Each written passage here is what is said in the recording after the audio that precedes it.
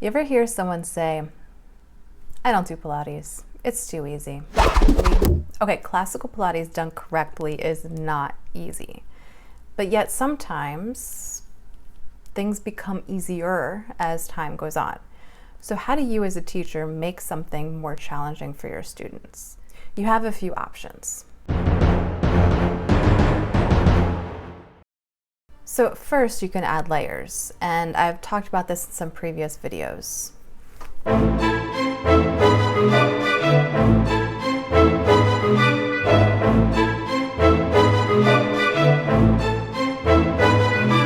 Or you can pick up the pace by shortening rest periods in between exercises. Now, Pilates exercises have very specific rhythm, so don't change that. We'll talk about that in another video. But you can shorten the rest time in between exercises. You can pick up the pace. Or you can slow down an exercise. So the slower you perform an exercise, the harder it is. The faster you do it, the easier it is. So you want to make things more challenging? Slow it down. Another thing you can do is add breath cues to every single exercise. Now in classical Pilates, there are actually very few exercises that have breath cues inherently in them. But if you want to make something more challenging, make a single class more challenging, then what you can do is add breath cues to every single exercise. But know that there are only a handful of exercises where breath is actually part of the exercise. In that, I mean that there's a specific breath at specific parts of the exercise. You should be breathing during the entire class, because otherwise. You can also spend the entire class really focusing on having perfect technique.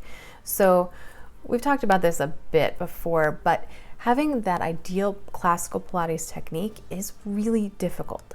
So if you spend an entire class really getting that perfect technique, that's going to be a tough class. Another thing you can do is add more distal cues. So in classical Pilates, you always want to start proximal and then go distal, meaning you want to start at the abdominals and then move outward from there. So if a class or a student are doing really well with holding the abdominal belly scoop in and up the entire class, then you can add more distal cues, meaning you can focus more on their legs, their arms, their feet, their hands, that sort of thing. Another thing you can do is lose the setup cues. You can just name the exercise and have your students set themselves up and go right into it, which they should be able to do anyway. If you're teaching classical Pilates using a classical Pilates methodology, then you've been giving the names of the exercises every single time you give the class. So your students should have learned them by now, right? Make sure to check out our other videos going into more detail about those other layers. See you next time.